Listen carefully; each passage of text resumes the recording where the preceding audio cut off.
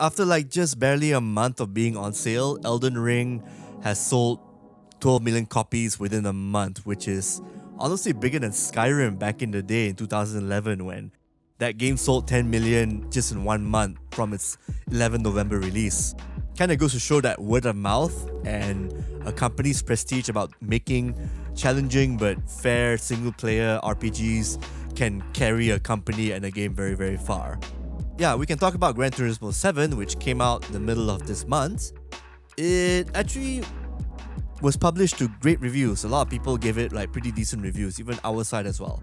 However, when the game was out for the public within the first few days, it actually went through like a 30-hour downtime, which is basically a day plus of downtime where the servers are down for this online-only game and only the arcade mode was available.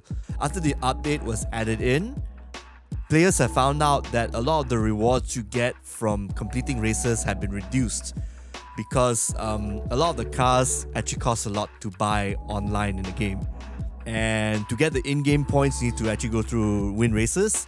Now those rewards have been reduced so that it'll take you longer to grind through races to actually purchase the very fancy car you want in Gran Turismo 7.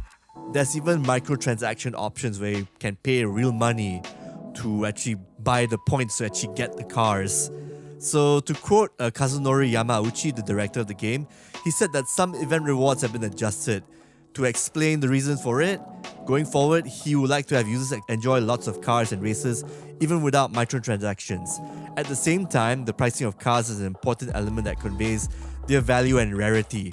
So he believes that it's important for it to be linked to real-world prices. Players are responding to this by quote-unquote grinding currency without playing the game, using scripts to complete races, using the remote play feature. And not to mention, they are also review bombing the game on Metacritic, right? If I'm not mistaken. That's also another thing I should have added. Malaysia's Asian Games 2022 esports representatives will be confirmed this coming May. This is according to the Olympic Council of Malaysia, who will hold a national selection event in that particular month, May, as part of the Road to Asia Games Huangzhou 2022 program.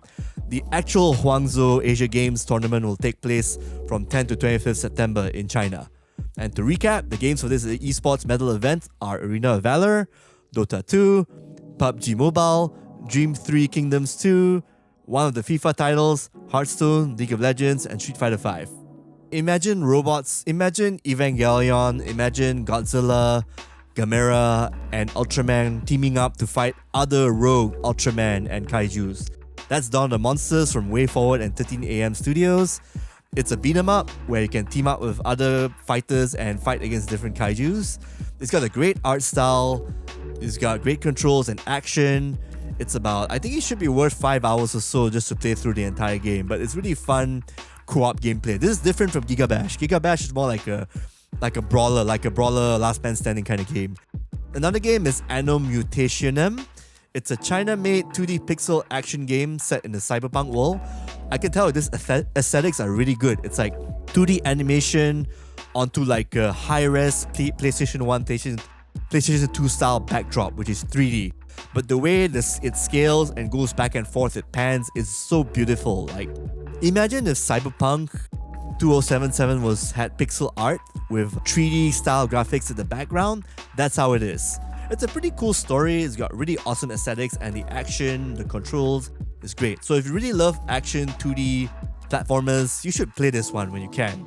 So Persona 4 Arena Ultimax just recently released for PlayStation 4. So it's a fighting game based on the Persona 4 and Persona 3 universe and stories.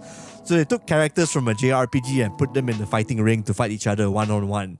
So the game itself is great. It's actually like an improvement over Persona 4 Arena. So the controls and the mechanics are great. The art style still holds up right now, and the soundtrack and the single-player story visual novel mode is great. Unfortunately, the network play is pretty bad. Like when I went online to play the game, it felt like you were fighting underwater.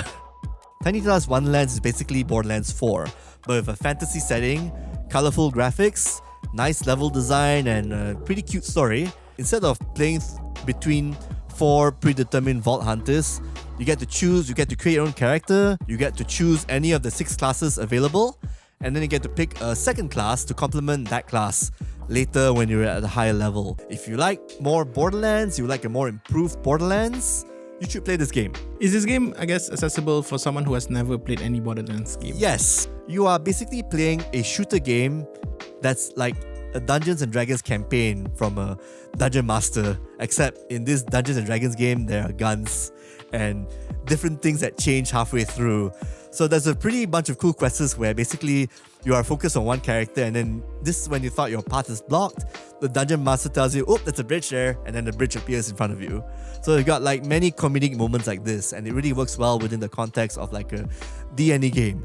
As someone who has been through a lot of terrible Dungeons and Dragons campaigns, both as a Dungeon Master and as a player, I can relate a lot to Tiny Tina's Wonderland's storytelling and whatnot.